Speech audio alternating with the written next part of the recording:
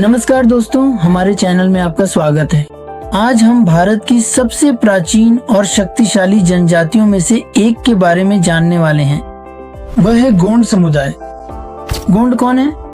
गोंड क्या है? क्या आप जानते हैं कि गोंडों का अपना एक राज्य था? तो फिर रानी दुर्गावती कौन थी? इस वीडियो में आप गोंड लोगों का पूरा इतिहास, संस्कृति, राजा, युद्ध और वर्तमान स्थिति समझेंगे, तो अंत तक जरूर देखें। आपको क्या मिलेगा? गोंड समुदाय के बारे में पूरी जानकारी। सबसे पहले हम जानेंगे कि गोंड कौन है। गोंड समुदाय भारत के सबसे बड़े जनजातीय समूहों में से एक है। ये मुख्य रूप से मध्य प्रदेश, छत्तीसगढ़, महाराष्ट्र, तेलंगाना, ओडिशा, आंध्र प्रदेश और कर्नाटक में रहते हैं। गोंड शब्द के बारे में माना जाता है कि यह तेलुगु शब्द कोंडा से आया है, जिसका अर्थ है पहाड़। वे जंगलों में रहने वाले लोग थे और पहाड़ी क्षेत्रों में रहते थे। तो गोंडवाना क्या है?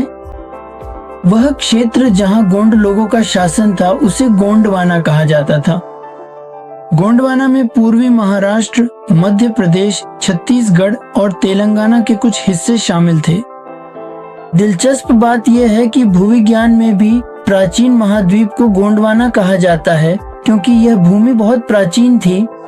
यह दिखाता है कि यह क्षेत्र ऐतिहासिक रूप से कितना महत्वपूर्ण था। गोंड मूल रूप से एक जनजातीय वन समुदाय थे। वे झूम खेती करते थे, शिकार करते थे, प्रकृति की पूजा करते थे और कबीले में रहते थे। धीरे धीरे 13वीं और 14वीं शताब्दी के बीच वे शक्तिशाली शासक बन गए। उन्होंने राज्य बनाए और मध्य भारत पर शासन किया। यह बहुत महत्वपूर्ण है। गोंड केवल जनजाति नहीं थे, वे राजा भी थे।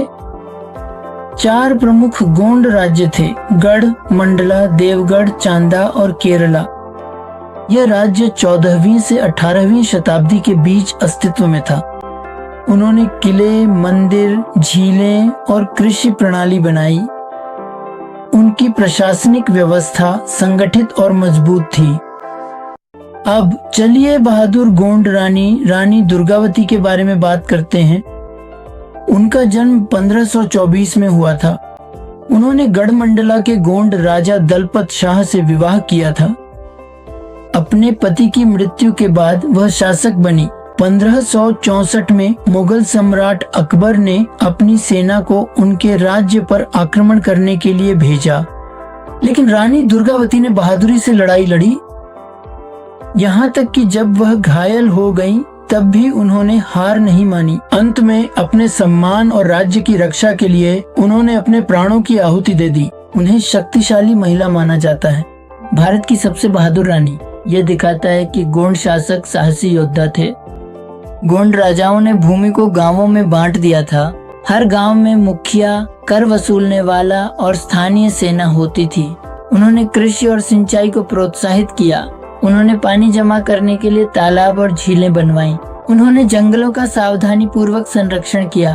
उनका शासन जनहितैषी था। गोंड संस्कृति बहुत समृद्ध है और वे गोंडी भाषा बोलते हैं। उनकी पूजा प्रकृति है। वे सूर्य, चंद्रमा, नदियों और पेड़ों की पूजा करते थे। वे कुल देवी देवताओं में विश्वास रखते थे और गोंड चित्रकला भी विश्व प्रसिद्ध है। इस चित्रकला में चमकीले रंग, बिंदु और रेखाएं, जानवर और प्रकृति थीम शामिल होते हैं। त्योहारों के दौरान वे पारंपरिक नृत्य ढोल के साथ करते हैं। जब अंग्रेज आए तो गोंड साम्राज्य धीरे धीरे अपनी शक्ति खो बैठा। अंग्रेजों ने वन कानून और भूमि कर लागू किए।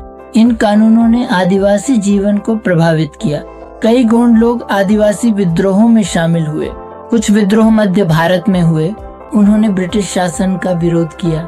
स्वतंत्रता के बाद गोंड समुदाय को अनुसूचित जनजाति श्रेणी में सूचीबद्ध किया गया। इससे शिक्षा, सरकारी नौकरी में आरक्षण, छात्रवृत्ति और सरकारी योजनाओं का लाभ मिलेगा। हालांकि कई गोंड लोग अभी भी ग्रामीण क्षेत्रों में रहते हैं। कुछ किसान हैं, कुछ मजदूर के रूप में काम करते हैं और अब कुछ सरकारी कर्मचारी भी हैं। शिक्षा का स्तर धीरे धीरे सुधर रहा है। कर्नाटक में भी गोंड को अनुसूचित जनजाति के रूप में मान्यता प्राप्त है। कुछ गोंड परिवार काम के लिए पलायन कर गए।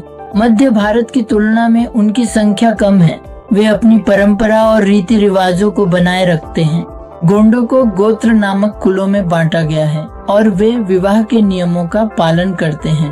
एक ही गोत्र में विवाह की अनुमति नहीं है। वे पारंपरिक रीति रिवाजों का पालन करते हैं और बड़ों का सम्मान करते हैं। गांव के फैसले सामूहिक रूप से लिए जाते हैं। कुछ प्रमुख गोंड त्योहारों में केसलापुर जात्रा, मेदई उत्सव शामिल हैं। वे नृत्य, संगीत और सामुदायिक समारोहों के साथ उत्सव मनाते हैं। यह त्योहार उनकी एकता को मजबूत करता है। आज गोंड लोग राजनीतिज्ञ, शिक्षक, सरकारी अधिकारी, छात्र, कलाकार हैं। गोंड चित्रकला को अंतर्राष्ट्रीय स्तर पर मान्यता प्राप्त है। कई गैर सरकारी संगठन जनजातीय विकास में मदद कर रहे हैं।